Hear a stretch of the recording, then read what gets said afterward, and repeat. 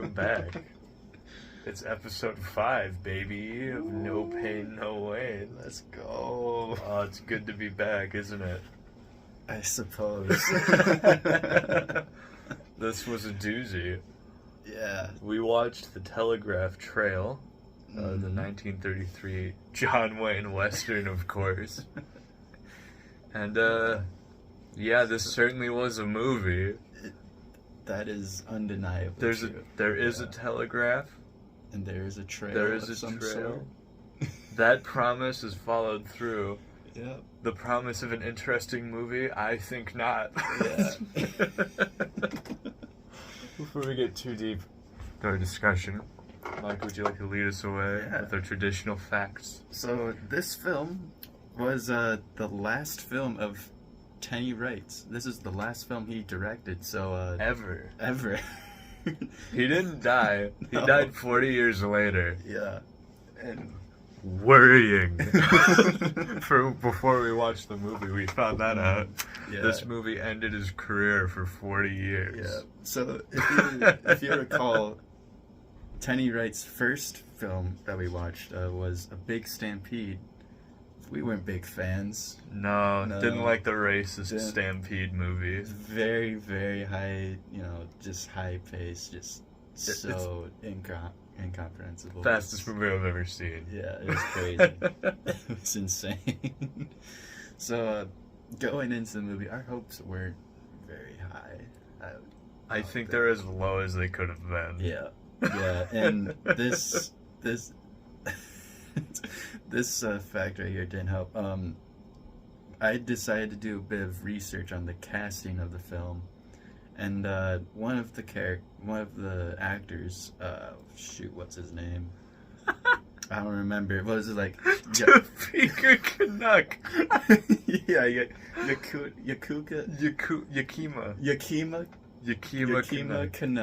Yakima Canutt, who is a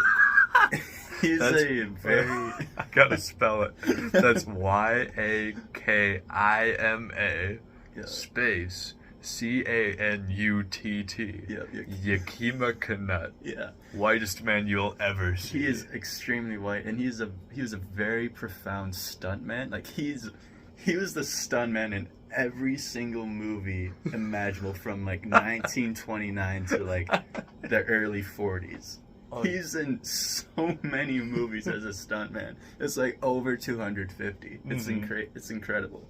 But in this film, he was not just a stuntman. He played a major role. Played a major character. And his character isn't white, not in the slightest. Chief High Wolf. Yep, he played as Chief High Wolf. And it said on Wikipedia that he was just the stuntman for Chief High Wolf. It was like, oh no, at least that's bad, but at least he's only the stuntman. Yeah, he wouldn't be speaking fake Native American speak. Right, yeah, no. Surely red not. Face. Surely not. But no. But no, that's straight up all he is. Yeah. That's his whole character. He speaks in a horribly racist broken English. It's atrocious. And I mean as bad as broken English gets for racist stereotypes of Native Americans. Yeah. Full bore. It has been many moons. White men come with singing wire. Yeah. Break native spirit. High Wolf bring braves. Speak. Yeah. It's awful. Yeah. It's so bad. It's terrible. It's disgusting. Mm-hmm. On a lighter note, at least, one of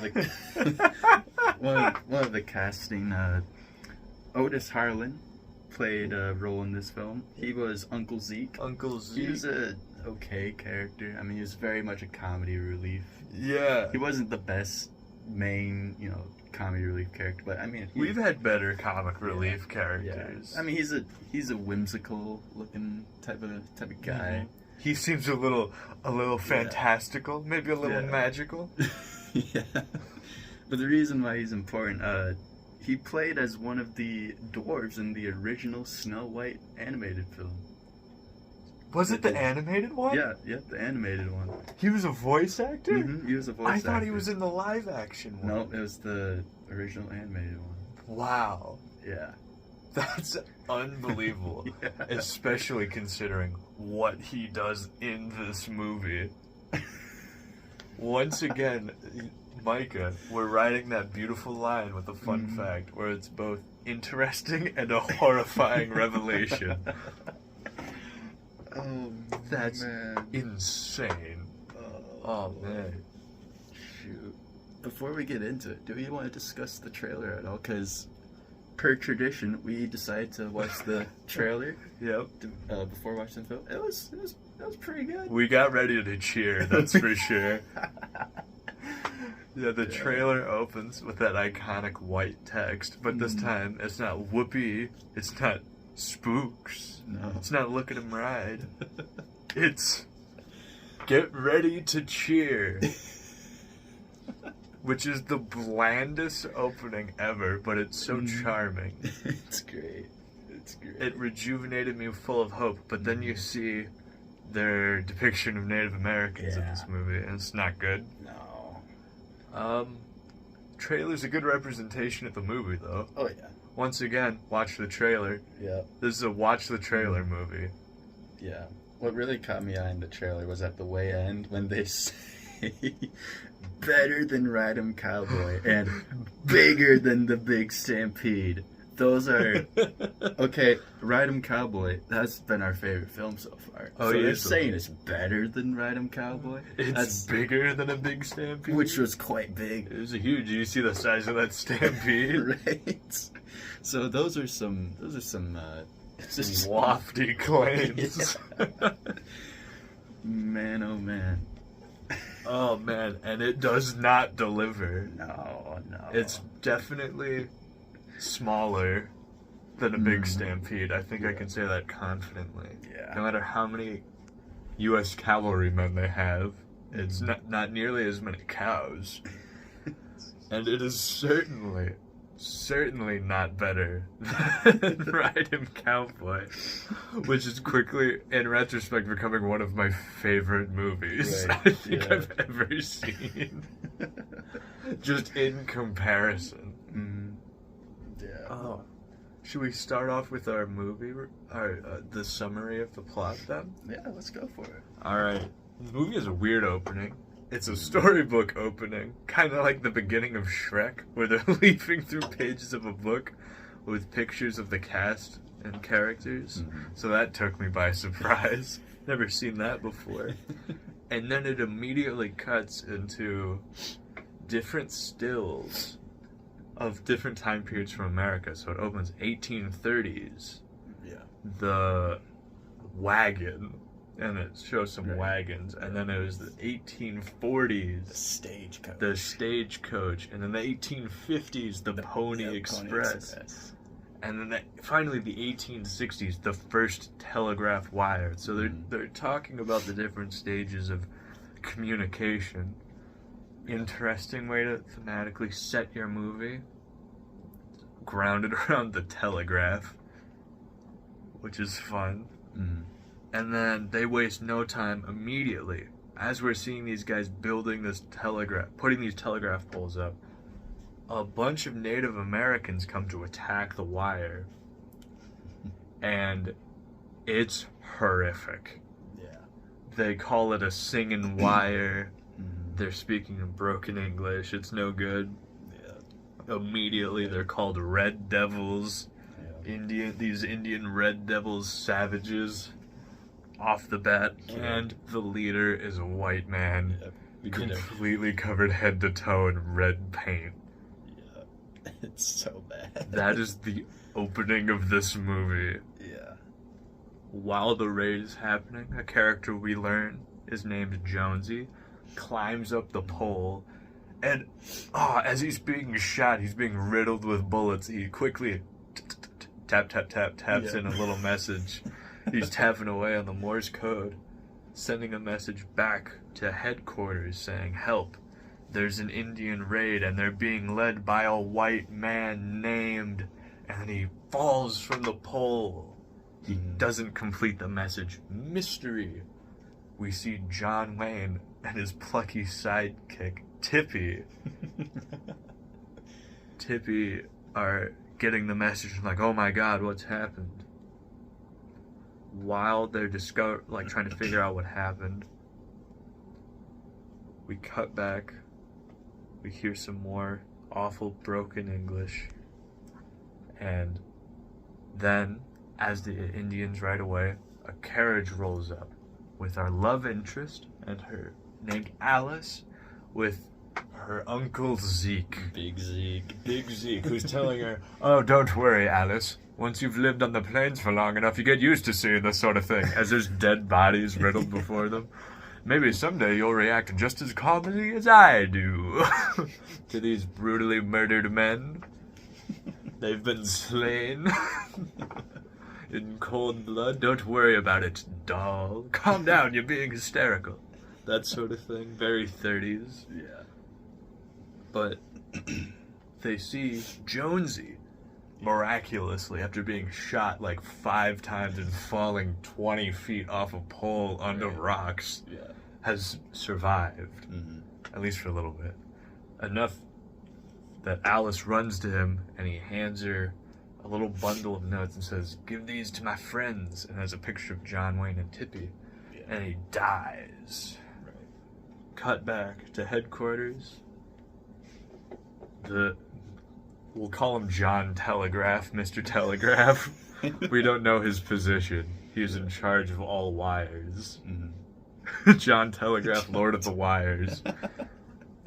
He tells John, you have to go and complete this telegraph. You and Tippy go. Avenge your fallen friend. And connect this country from east to west with our glorious wire.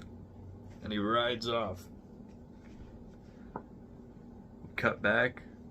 We're in a general store. It's Zeke's general store. Yeah. He's brought Alice to his cool general store in the middle of fucking nowhere. While they're there, we get to meet the villain of the movie, Lynch. Lynch is the white man helping High Wolf destroy the telegraph wires because he doesn't want the law to come in here, because he's been raiding supplies so that he can sell them for exorbitant rates to Uncle Zeke and his general store. Yeah. Because he's the only person who can get them in, because he's using this native tribe to help raid these supplies. He also just looks pure evil. I mean, his outfit is so... He's covered in leather, black leather, giant hat, very evil. Yeah. He's talking with Zeke, and we learn that Lynch wants to marry Alice. Yeah. Alice doesn't want to marry Zeke, not Zeke. That would be a different movie. She doesn't want to marry Lynch. Yeah. Who would? He's clearly evil. Right. So, she has that picture of John in her pocket. Yeah. She says, I can't become engaged to you, Lynch, for I already am engaged to him. This guy. He's a soldier, don't you know? And he's evil. He's killed a man. I'm so afraid. I can't marry you. He said he'd come after me. As this is happening, we hear the door open. The doorbell ring. And Alice goes, ooh, I'll get it. Steps out the back room into the foyer, and who is it but John Wayne? He's arrived. And he says, well, I wonder where everybody is, in just true 30s fashion. It's good. Wonder where everybody is. Looking around. And immediately she goes, you've returned my love. And she jumps on him and she's like, said, never leave me again. And he's so confused. It's a classic 30s farce comedy bit. Yeah. Goes exactly as you expect.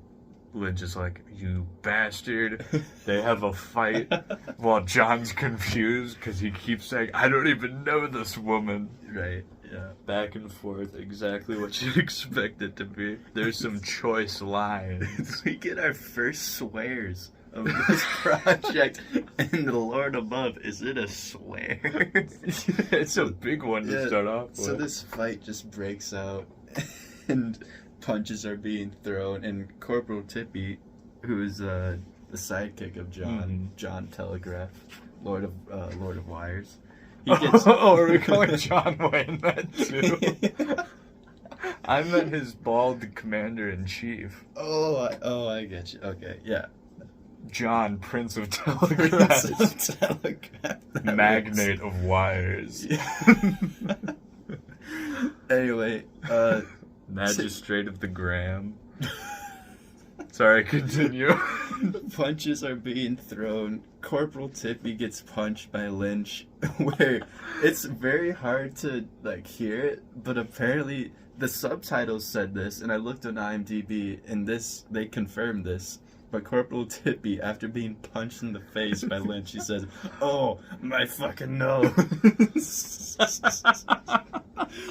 Out of nowhere. That's the only curse in the whole movie. Yeah. The first one of this project. Dude, it rattled me to my core. I didn't believe it. I didn't believe it. Yeah. So funny. It's brilliant. Oh, man. Yeah, and then after the fight, he makes some comment about John falling in love with a woman, and then Tippy's laugh is psychotic. It's ha, ha, ha. It's like a full second between each ha. And it's so much lower than his speaking voice. It's ha, ha, ha. It's psychotic. It's so strange. It's not even close to how any human being has ever laughed before in history, I think. It's ha, ha, ha, ha. It's nonsense. But that's the fight. Yeah. We cut away. John decides I've got to meet up with all the townsfolk so they can help me complete this wire, connect east to west. What? No one can stop the march of Western civilization, which is what he says, not me. I don't think that. That's what he says. He has a meeting and he gives his classic manifest destiny speech you expect from one of these Westerns, where he says, "We need to connect the telegraph. It'll bring prosperity and the farms. colonies. It'll give us a direct line to the colonies. Yep. And there will be an end to gun rule." A glorious speech. Everyone's like, you know what? That's a damn good idea, John. The exact line is, "All right, he's correct on every part." Which is some old guy says that. Which is great. Lynch walks into the meeting and he says, "This is a bunch of hoopla. I don't believe a word of what this guy says. I bet you this device don't even work." And because John has set up a handy dandy cute little model of a telegraph wire. Yeah. And he goes and he wraps his hands around it and John flips the switch, shocking him. He's standing there and he's like shaking because he's being electrocuted. I assume it's going straight through his heart. Yeah. Pure pain and agony coursing through all of his muscles because he's completely tensed up. Who knows how many volts of electricity are rocketing through his vital organs. And John's just standing there like, "Do you like electricity? Huh? Do you like electricity?" And until he nods, he won't turn it off. Yeah. Fantastic fight. He just fries him. And then, once he releases his electrical hold on him, he turns around and he says, "Listen, folks, it's gonna be nice and easy." And he points to a map. We just have to connect from here to here. And the second he moves his finger to the second point, a knife lands within a millimeter of his finger. Yeah. I have no idea how they did that. Right. That was crazy. That was pretty fucking cool. Seems like Lynch threw a knife and he goes, "That's my final warning to you." Mm. And then, Micah, you saw this better than I did. John as he's walking towards the door, Lynch is walking towards the door, John throws a knife next to his head. Yeah. And doesn't he say, "That's my response"? Yeah, he just grabs the knife out of the board, hucks it towards Lynch, and Lynch has this like full second like delay, like it hits the board right by him. He's just like, what? Whoa! In which John says, "And there's my answer." And there's my answer. Yeah. Classic John quote. Gotta say, John's surprisingly charming in this movie. He is. Yeah. This is the most charm we've gotten out of him, which I enjoy. Yeah. It's a shame it's in this movie. That's true. So, Lynch leaves and he meets up with his old friend, High Wolf. And they're talking about how they simply must destroy this telegraph. And while they're loudly talking about their evil scheme, Alice overhears them through the window. Yeah. She wants to tell John, so she starts to walk over to him. John is like, "No way, you're crazy," and runs away from her. He wants nothing to do with her.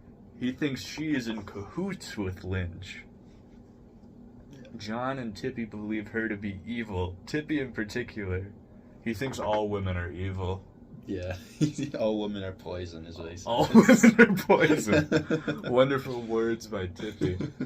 And he has a number of quotes about the women from his past. Yeah. And no one ever lets him finish his story. They just walk away. They just walk. They don't even comment on it, like, "Oh, Tippy, you and your stories." No, they just leave. Yeah. Even Duke he's fed up with him. Just struts away. Right. But Alice, not to be deterred, climbs into a box, Right. which will be carried along to the camp where they're going to finish the telegraph.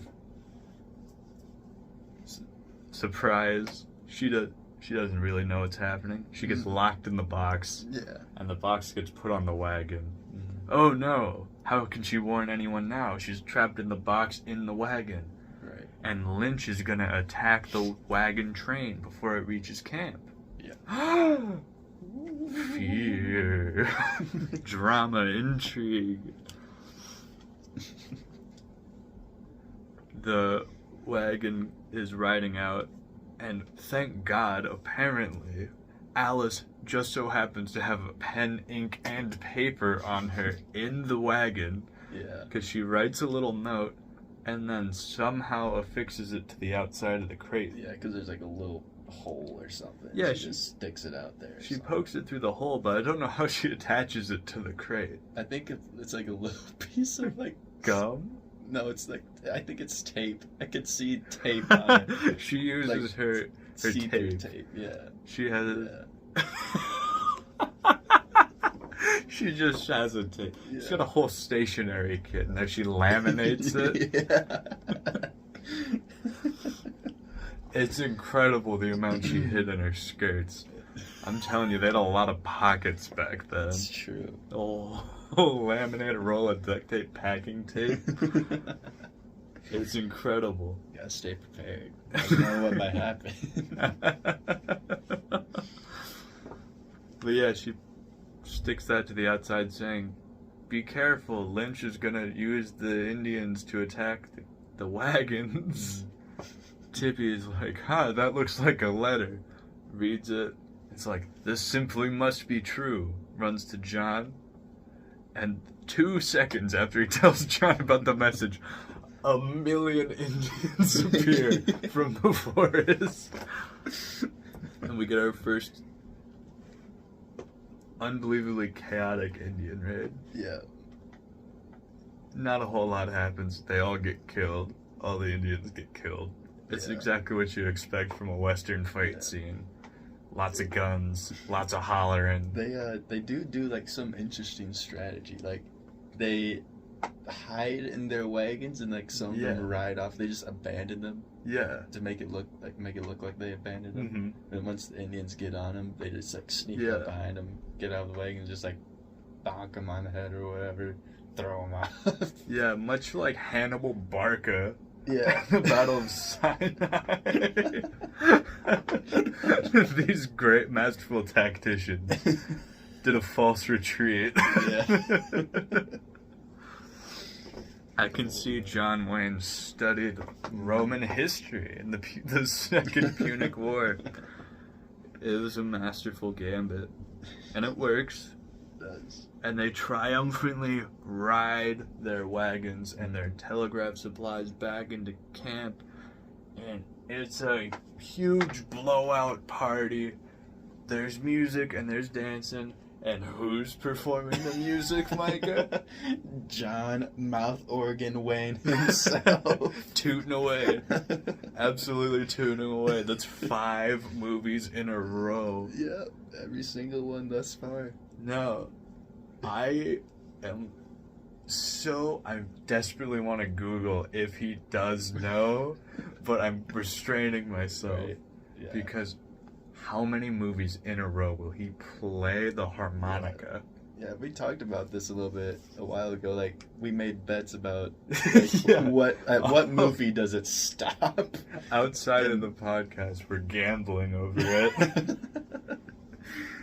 Yeah, I think mine was like once we get to Stagecoach. Yeah. Which is what? Movie 30 something? It's 27. 27, movie 27.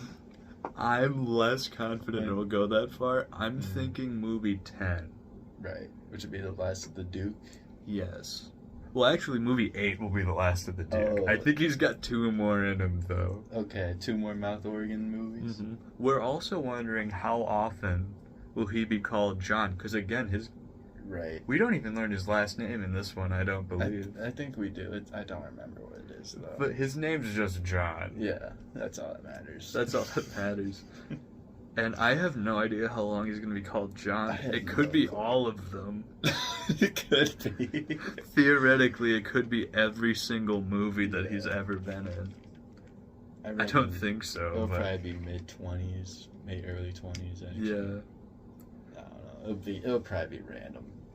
Yeah. Just a random spot. Out of nowhere, he'll be named Carl. Yeah. And we'll lose our minds. Mhm. Because he's just John. That's John Wayne. He's Yeah. never a character. He's just John Wayne. We've never had to differentiate his personality, which is insane. Yeah. Now that I'm thinking about it, he is identical Yeah. in these first 5 movies. Mhm. It's just what occupation he holds, and even then, They're not that. he dresses the same. Mhm. Literally, he's in the exact same outfit he has been in for the past 2 movies. Yeah. Yeah. The white shirt covered in a million tassels. Yeah. And he's named John. And he does everything the same. Yeah. That's all you need to know. That's all you need to know. It's John Wayne. Yeah. No, he's tooting away on the harmonica. Yeah. Amazing. Next to him is a man allegedly playing a banjo, but he's not pressing any chords. He's not using any fingers on the neck, and he's strumming. Yeah. He's strumming a banjo, not even over the drum. Yeah. He's like between the drum and the neck. Yeah. Yeah. Like between the drum and the frets, I think I'm qualified enough to speak. I play the banjo a little bit. Yeah. You don't strum a banjo. You move. Yeah. There's 3-finger, 2-finger banjo. Mm-hmm. Maybe 4-finger if you're crazy. But usually 3-finger banjo, and you absolutely are not strumming it. It doesn't Yeah. sound good. No. Maybe once or twice, but this guy's like, he's using the motion you play a ukulele with. Yeah. Where you're strumming with your middle finger. And he's tooting away. Yeah. And in the soundtrack playing, there's not a banjo to be heard. Yeah. There's not a single banjo within 30 miles of that recording. It's spectacular. Yes, He's it my is. favorite character, banjo guy. Banjo guy. You'd never see him again. Yeah, no. Just 2 scenes of him strumming away, loving life, strumming the banjo. Yeah. While this party's happening, Alice is removed from the box, and John, still not fully trusting her, asks Tippy to guard her in a tent. And during the party, Tippy gets bored. Yeah. Says, I want to be part of that music. Hey, Duke the horse, come over here. Duke, you guard this tent and don't let her out. I'm going to go to the party. And he leaves. And Duke's standing guard until Alice emerges from the tent and she says, hey, Duke, here's a sugar cube. And then she starts whispering secrets into his ear. Yeah, because he's the miracle horse, of course. He's the miracle horse. He fully comprehends anything you say to him in English. Yeah. He doesn't know tricks. He knows English. And John, at playing the mouth organ, looks up. He sees Tippy just standing in the crowd around him. He's like, wait a minute. I asked you to go guard Alice. And while he's asking Tippy, hey, what the hell are you doing over here? Yeah. Duke sneaks up behind him with a note in his mouth. Mm-hmm. Basically, Alice sent a note through Duke to John saying, look at me. I am not in cahoots with Lynch. Right. What an evil name, by the way, Lynch. Good Lord. Come hang out with me. Which he does. Mm-hmm. This is the scene where the woman in the movie immediately falls for John. Right. Because he's simply too charming. Which I gotta admit, he's actually charming in this movie. Yep. At the very least. He makes some good jokes. Yeah. None of them are memorable. Like, they're not that good. Yeah. But he is trying. There's something. There's something there, at least. Yeah, he's not just a wall of cowboy. He That's has a great way to put it. Oh my god. A wall of cowboy. He's a painted wall of cowboy. Like, there's some fun decorations on this Right, one. yeah. There's a door in the wall, and it opens for a crack. And you get to see a little bit of, like, the shining light of personality behind it, but it's closed really fast. Right, yeah. Yeah, that's... While they're doing this, Alice finally gives Jonesy's stuff to John. Never comes up again. Didn't really need to be in the movie at all. But that plot point is ended. It never comes up again. Now, while the party's happening, we cut away back to Lynch. He's in a building with High Wolf, and we get some more racist talk. Yeah. High Wolf, understand, white man come. Build singing wires. Mm. Wires bring army. Army kill High Wolf and Braves. Braves aren't anything, by the way. Right. From my understanding, that's nothing. That's not like an elite unit in their army. That's a completely invented thing. Yeah. Fantastic. Gotta love it. While him and High Wolf are talking, John sneaks up to one of the windows. This is one of those weird 30s cuts where John's just there. He just knows they're in that building. Yeah. And he's holding a knife which has a piece of paper on the blade. Mm-hmm. And he throws it. Not only that, he shouts something to get their attention. They look at him dead in the eye, That's and then he right. throws it at them. He goes, "Hey, Lynch," and throws the knife. And then he makes his grand escape, His which is grand brilliant. Where we get some excellent cinematography. Oh, it was seamless. He's jumping onto Duke from behind, Yeah. and halfway through the jump, It cuts to him just being on Duke. It's brilliant. so he must have fallen. That's definitely that. Because film is real expensive. That's Yeah. why they use everything. Mm-hmm. This is all done in one take. Yeah. They don't have multiple takes. Yeah. So they were just like, oh, fuck. Come on, John. So there's probably some little bit of him, like, jumping, not quite landing, and having to, like, scramble onto the horse. Right, And they yeah. just cut out the scrambling. Yeah. And it's so awkward. It doesn't work at all. No. God bless it, though. I love it, though. It's The- great. Yeah, and the knife message is just being like, I know that you're evil, Yeah. and I know you're working with High Wolf. Mm-hmm. I don't know why he needed to notify Lynch that he knew. Yeah. It does nothing, but he does. Right. Good on him. Now, High Wolf, we get a High Wolf only scene, Mm-hmm. and by God, is it awful. He has a giant war council with guys in giant feather headdresses. We don't know what their position is exactly. Yeah.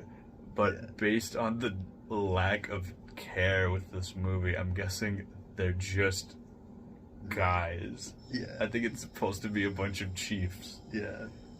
But, yeah, he No. just somehow convinces the entire tribe. We've got to So, go to war. yeah. Singing wires. Mm-hmm. Oh, and it's all in fake Native American languages. Yeah. I know this because the subtitles just say foreign language. Mm-hmm. If it were a real language that they were speaking, it would have been labeled. Right, yeah. And they just keep saying the same, like, 3 words over and over again. Yeah. I am curious, because maybe this is one of those John Wayne movies, because there are a few real Native people who speak. I'm wondering if they're just making shit up and speaking in Navajo, Probably. because there are a few. Yeah. Have we spoken about this on the podcast? In some John Wayne movies, the Native American actors will just be like, come on, stupid idiot white man, dumb idiot destroying me, using my people, and they'll just say this in Navajo to the guy's face. Because the directors are just like, come on, see? Speaking that native tongue. Right? Yeah. Give us some of that prairie magic, will you? Mm. That's just the directors. Right, yeah. And so they would just insult them to their face. You stupid idiot white man. Yeah. Oh, that's great. But yeah, that might be a thing that occurs. I couldn't find anything that says so. I wouldn't be surprised. So, after this meeting of war is decided on, where they are all going to ride off to war, and they're all hooting and hollering and they ride away, Mm-hmm. we get a fascinating scene between Tippy and Uncle Zeke, where they're both absolutely fucking plastered, and they're just, like, putting each other on trial, like, I'm not drunk. I can read anything you put in front of me. I can walk this straight line. I could walk in a straight line. I wouldn't even fall. So it's just like a long scene of them being drunk for comedy, Yeah. which is immediately followed by the most climactic part of the movie, the giant Indian raid on the camp. Mm-hmm. While the raid is happening, John goes, holy shit, there's like 500 people attacking us. I have to use our newly completed telegraph to signal the president, the army, anyone. Yeah. So he's tapping away, do do do do do do do do do do do. Nothing. The line's dead. It's been cut down. So he says, I've got to go get to the line. I've got to fix the line so I can get a message out. He rides off. After he rides off, we get the most questionable scene in the entire movie, which is Tippy and Uncle Zeke drunkenly shooting at native people riding around them. And it's unbelievable. You see, because they're having a contest to see who can shoot more. Right. So it starts with Tippy. Bang! He shoots a native off his horse. And then we get to see Zeke. And he's shaking and he holds his pistol up. And he has double vision because he was drunk. And we see this as the viewer. He shoots at a mirrored image of a native man. And they both fall off at the same time. And he says, two with one bullet. And then Tippy goes, and now it's 4. And then it's 6. Yeah. And it just escalates. Mm-hmm. And the whole comedy is, look at these drunk idiots murder Native Americans. That's the joke. Yeah. The joke is murder. That's a pretty tasteless part of the movie. Yeah, just a bit. Yeah, that definitely didn't age well at all. And then it cuts away back to the action of John riding towards the broken telegraph. He finds the pole, climbs up the pole. Yeah. He's fixing the wire. Just tap, does the Morse code. Signals the cavalry. The cavalry chief's like, we've got to go save him. Yeah. Cavalry begins to ride off. While John's on the pole, he gets shot. Yeah. Maybe. He gets shot. He falls off the pole. And then we see High Wolf kind of like nod his head and then ride off. Yeah. And then John just stands up again. Yeah. And he's completely fine, and we never see him do anything about any injury. Yeah. We're thinking maybe he was pretending to be shot? Probably. I think that's what they're probably going for. Yeah. But he'd killed one of them. Yeah. Nearby, I guess in their chase. Yeah. And this is a real confusing part of the movie. John goes up to this corpse, strips off his shirt, and takes the headdress and puts it on. And then he rides back, pretending... Oh, and he picks up the tomahawk. Yep. And he rides back, hollering, pretending to be a native. Yeah. Just this pasty white guy from Iowa, dressed in red face. Shaw Wade, hooting and hollering, pretending to be a native. For some reason. Yeah. He was able to ride away fine without being killed. I don't know why he feels the need to sneak through enemy lines by dressing up as a Native American. But he does. Yeah. And he gets back to the wagon circle. Sneaks in. And then we get another comedy scene. Oh, yeah. With Tippy. While Tippy is shooting, he runs out of bullets. Oh no! Yeah. Throws down his gun. And he's looking down, and a tomato soup can gets shot above his head, and it pours soup onto his neck. And he touches his neck, and he looks at it. He's like, oh, it's red. Oh, I've been hit. I'm killed. Zeke, give my watch to John. I always wanted to die with my boots on. And then he leans forward, dying, and Zeke touches his neck, and he decides to lick it. Yeah. He's like, "You're full of tomatoes." And he looks above, it's just tomato soup. Tippy, realizing his blunder, becomes enraged. Yeah. And he starts hucking soup cans at the native people riding around him. He says something along the lines of like, "Oh, I'll show those Redskins what. I'll show them, like I'll show them what to do. Like I'll show them Red Devils to not shoot a man when he's when his gun's unloaded, when he's out of ammunition." Yeah, that's what he said. Yeah. I'll show them Red Devils to shoot a man when his gun's out of ammunition. Yeah. It rolls off the tongue. It's a wonder you didn't remember that perfectly smooth line. And he kills like 3 guys with tomato soup. I think it's 2, but it's the same scene just shown. It's the same. It's more than he should. Yeah, that's true. He kills him with soup. It is the same clip, He, though. he should have killed 0 people, but he kills 2 He kills 2 with soup. with soup. With soup. Again, more comedy murder of indigenous peoples. Yeah. Yeah, that Real one has classy. real classy. Mm-hmm. And now the movie, like all 30s movies, have to end extremely quickly. Yep. The army arrives, routing all the natives. Yeah. I also want to comment. While they're routing, we get a scene from Duke. Oh yeah. Yeah. Oh my God. Yeah, Duke. Duke and Tippy have actually, before the army arrives, there's a couple more murders that happen for comedy. Yeah. We'll start with Tippy. Yeah. When Tippy runs out of ammunition, he just grabs a torch and just starts beating the shit out of Native Americans. Clubs a man to death. Yeah, with the torch and with the. I think he just. That was the first one. Then he just grabs a 2x4 And then clubs another and man then clubs to death. another man to death. Yes. It's incredible.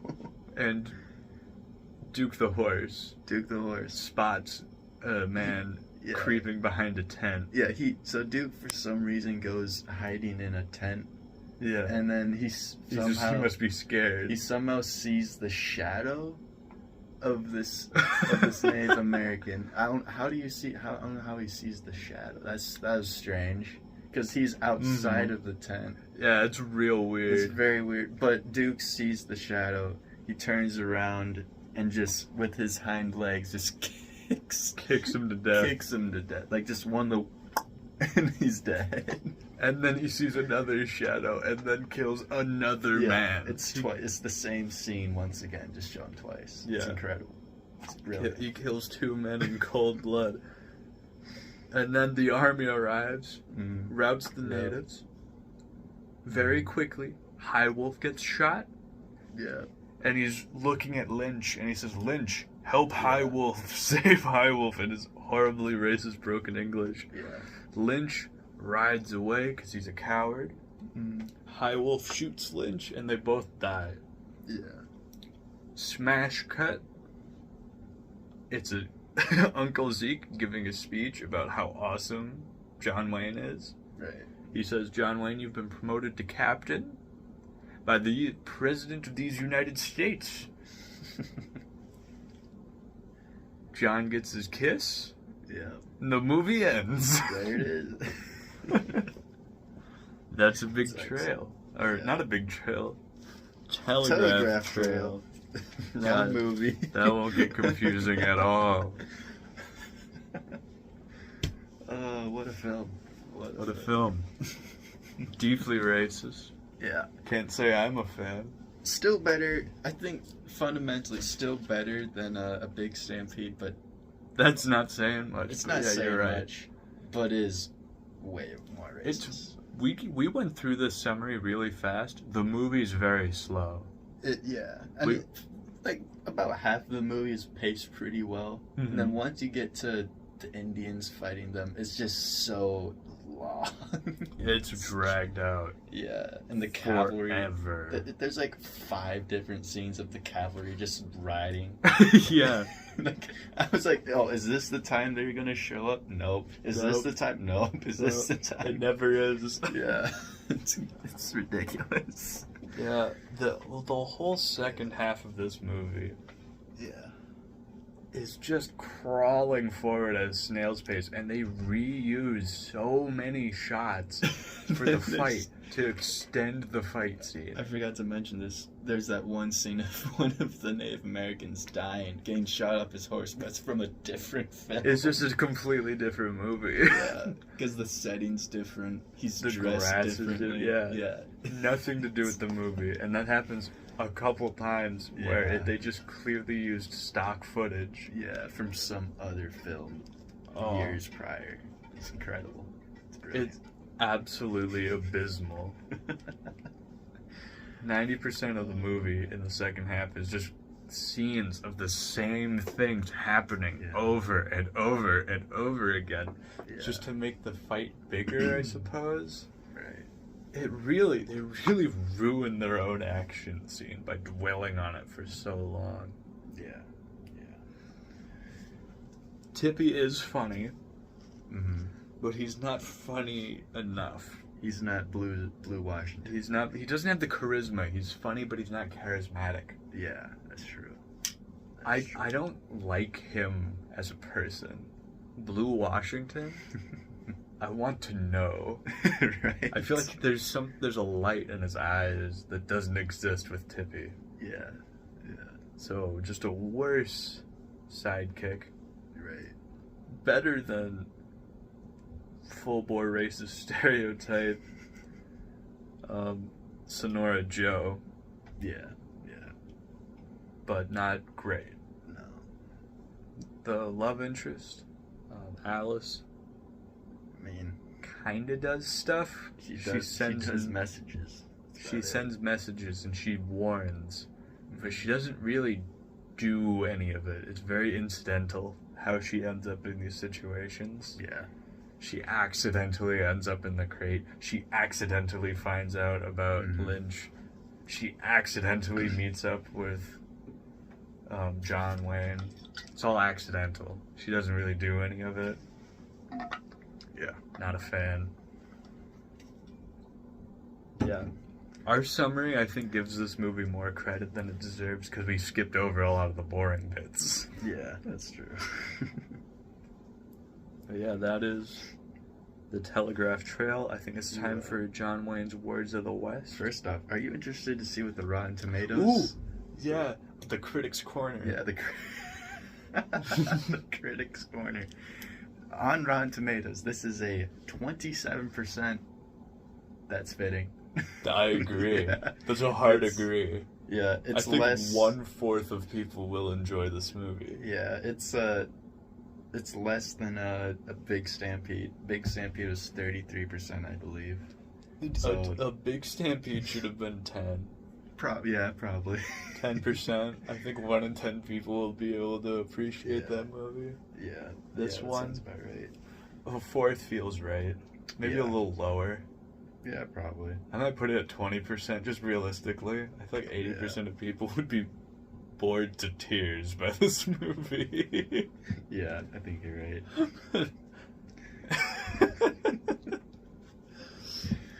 Oh, yeah, that is fitting. You're right. I'm glad you remembered the Critics' Corner. Yeah. Now we have the Words of the West. Yes. Please take us away. So my John Wayne Words of the West comes from this is before him and Tippy, knew that what's her face? Alice is all, not in cahoots, not in cahoots with Lynch. Cahoots, that's a great word. Comes up again in this film. And in this scene, Tippy's like, oh, I knew that girl was in cahoots with Lynch. And John says, I don't know what their game is, but I'm not letting anyone pull the wool over my eyes. To which Tippy responds, what wool? What wool? That's a great exchange. It's brilliant. Mine. That's a great pick. My line comes from John torturing Lynch with electricity. Yeah. And while he's torturing him, he says, I won't pull the switch until Mr. Lynch admits that electricity is the domineering power of the age. To which Lynch does this, pained nod before he turns the switch off. Yeah. That's a great line. That one was fun.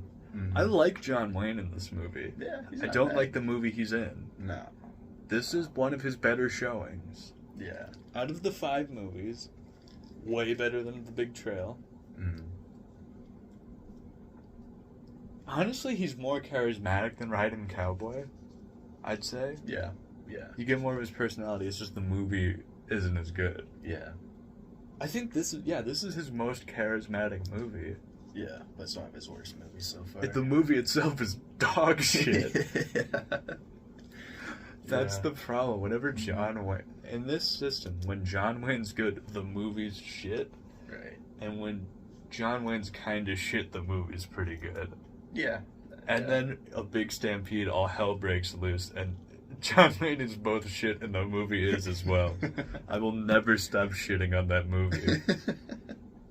It's incredible how like well received that is. Like compared to all the other ones we've watched, that's like one of the better received ones. And it's incredible. That brings so much pain into my life. Yeah. It's such a crime. It is. It truly is. But now, I believe all of our segments are done, yes? Yes, I don't think we're forgetting any. No. It's time for our final ranking with our innovative ranking system. Yep. Micah, who was yours first? I'm going to do the same score I gave a big Stampede. I'm sorry, which was just a 1 thumb down. I think this is a slightly better movie than a Big Stampede, but way more racist. Yeah. So I think that kind of evens out to just doing 1 thumb down. Yeah, I'm gonna agree. I'm gonna also give it 1 thumb down. Yeah. This movie, not good. Kind of a stinker. Just John's good. It has some goofy, quirky moments, but all around it's Not enough for the price of admission. Yeah. These movies cost like $3 to rent. Yeah. This isn't worth the $3 for an hour. Mm. I would not pay that price again. No. I'd say watch the trailer. Yeah. You miss out on almost nothing. Mm-hmm. Yeah, watch the trailer. You can figure out what they do. Yeah. You're not wrong. Oh man. But that's it for this one. Next week, Oh yes. we've got an exciting one. The Man from Monterey. Ooh. Mysterious. Easily the best title so far. Right. Yeah. I've got a soft spot in my heart for Haunted Gold, but Right. Yeah. The Man from Monterey is coming up. I'm looking forward to it. We shall see. We'll find out. We will find out if you stay tuned to the next Mhm. episode of No Pain, No Wayne.